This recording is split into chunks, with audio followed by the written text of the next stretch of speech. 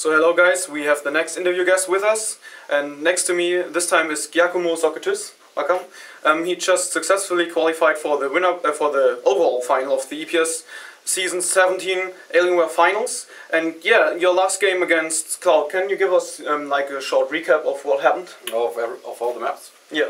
The first map, I went for fast expansion. He did the same. I came out ahead after his first push, but when I decided to take fourth base and switch to Storm at the same time, he was able to push me, I think, also because he had much better upgrades than me.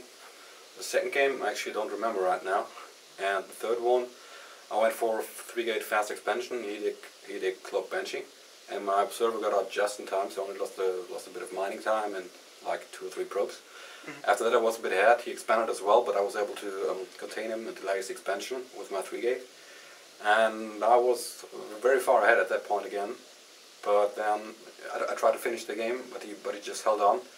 And so went like for 20 minutes, and I was always ahead. I was feeling like, yeah, I'm gonna win very soon. But he kept fighting back, so it was pretty hard and tiresome.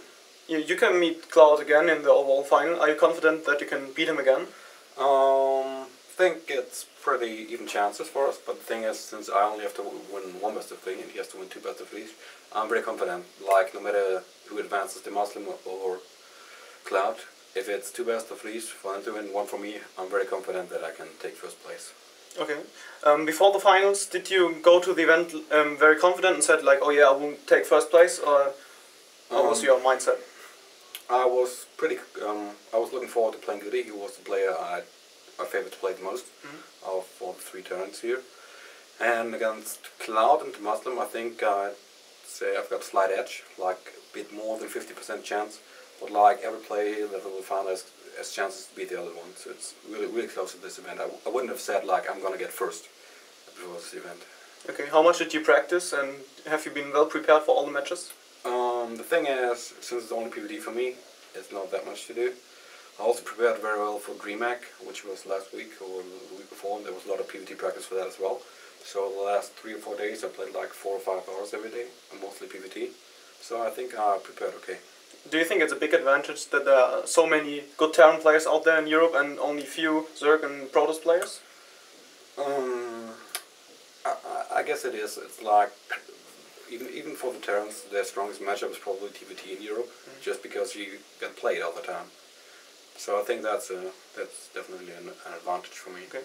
Why do you think you had such a hard start into the EPS season, and now you are like on the top of your game? What went wrong at the beginning? The thing is, I was also playing really well overall in the beginning, but I had like a lost series of 4 games. It was like Goody proxied me.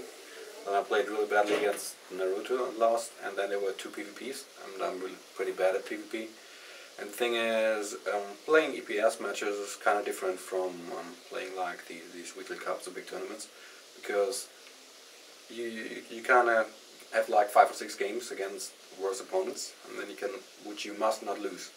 So you can get in the mindset to give 100%, and if you just come home, oh yeah, you got to play best of 3 this evening on Tuesday. It's sometimes hard to get to 100% and focus totally on the EPS games. Okay. If you're on the stage in front of a big crowd, are you nervous, or can you focus 100% on your game? I think I play a bit sloppier than at home, but it's because of light and rather loud noises. But I don't think I'm nervous. It's just a little bit distracting. Do you recognize all the fans cheering for you? What do you mean to recognize? Do I know them, or? No. Do you? There have been a lot of fans like cheering for you if you had. If you won a fight or something like that, do you hear this through the headset? Or don't sometimes, especially like at the post-match interview, there were lots of guys cheering. I was really happy about that. So thanks to all the guys cheering for me. Okay. There was an issue that the Muslim and Cloud both said that they can hear the commentators. Do you hear anything?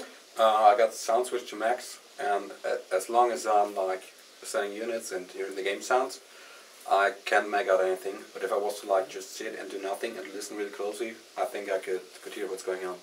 Okay.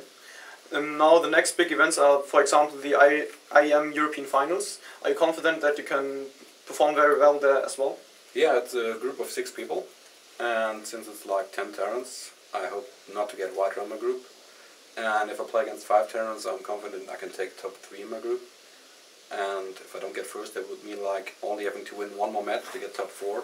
and top 4 is my goal there to qualify for the World Finals. So I'm confident and really looking forward to the IM Finals. Would you say you are one of the top-notch players in Europe?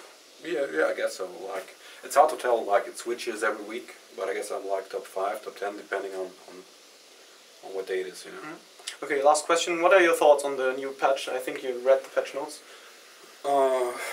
Some things I'm really happy about, like the observer cost. Phoenix build time might seem a bit too much, but I'm not sure. You got to see how it plays out. What I find really important was like the target priority for STVs. That was badly called for.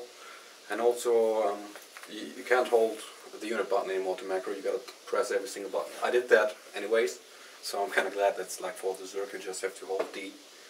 I'm happy that's gone. Okay, thank you very much and good luck. No problem. Thanks.